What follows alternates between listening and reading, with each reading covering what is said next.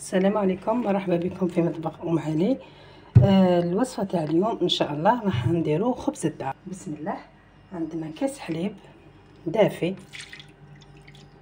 كاس ونص تاع حليب دافي، مغرف ونص تاع خميره، مغرف ونص، ومغرف صغيره تاع السكر ماشي كبيره باش ما يجينيش الخبز بزاف محمر. لي بياض تاع بيضه، البياض برك والصفار نحتفظوا به للتزيين. نخلطوا نص كاس تاع الزيت، والكاس اللي تخدموا به دائما تخدموا به كلش، تعبروا به كلش. ديجا الخميره بدات تتفاعل معنا.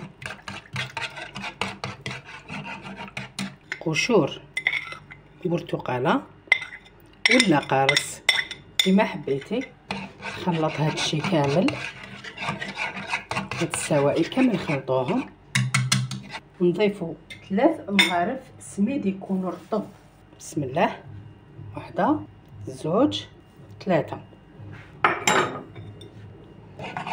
خلطوا هاد 3 مغارف تاع السميد مليح. انا هذه طريقتي في الخبز الكوشه. انا نغطي هاد السوائل هكذا، نخليه واحد 10 دقائق باش ما يطلع يتفاعل معنا هذيك الخميره. نرجع نوريكم كيفاش راح نكملوا الوصفه هذه تاع الخبز الكوشه. تفاعلت معنا الخميره ما شاء الله، خدات واحد 10 دقائق برك. شوف ولات الخميره. هنايا 250 غرام تاع فرينه، ما راحش نحطوها على فوا، يعني هكذا.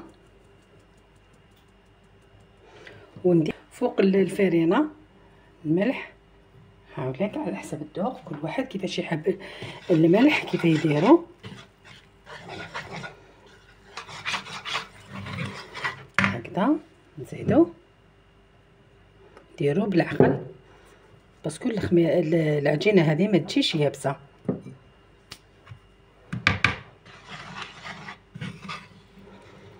انا نستعمل دوك يدي ان الفوي هذا كامل يقعد فيه العجين.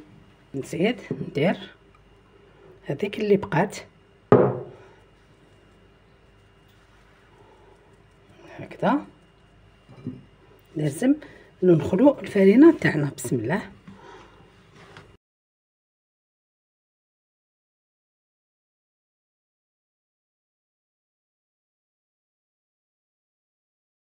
خليها هكذا تزيد تخمر معنا واحد 10 دقائق، 10 دقائق ونرجع لكم ان شاء الله. بعد ما شويه خمرت ما شاء الله، نديروا له مغرف تاع زبده.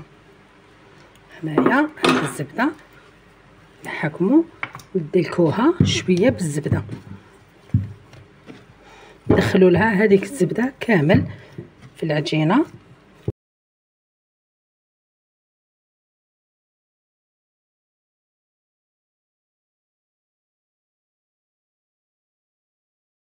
شوفي لازم يكون القوام ديالها هكا. نقرصها ونخليها تخمر في السنيوه تاعها. انا رشيت السنيوه، درت لها الزبده ولا مغاغين ولا زيت كيما حبيتي، ونقرصها كامل. انا ما نحبهاش خشينه بزاف، ماذا بيا السمك تاعها يكون شويه رقيق مع الخمور هذيك هي.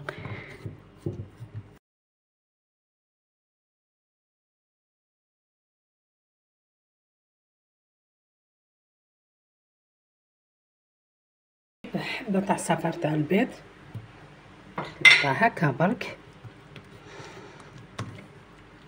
نغشها شويه بالساندويتش. الكوشه ملي بديت نخدمها وهي مشعوله لازم تكون على نار عاليه بزاف، ونشعلوا لها الفوق والتحت. نخليها دوكا انا حتى تخمر باش ما نطولوش الفيديو. خليها حتى تخمر مليح ونديرها طيب ونوريها لكم جاهزه ان شاء الله. هاوليك شوفي كيش طابت معنا الخبزه ما شاء الله، يعني خفيفه خفيفه. شوفي تحت كيفاش طابت. نجيبو وين نحطوها كأنها بريوش، ما تقدريش تمساه. شوفي الخبز تاعنا كيفاش جا متقوب وخفيف.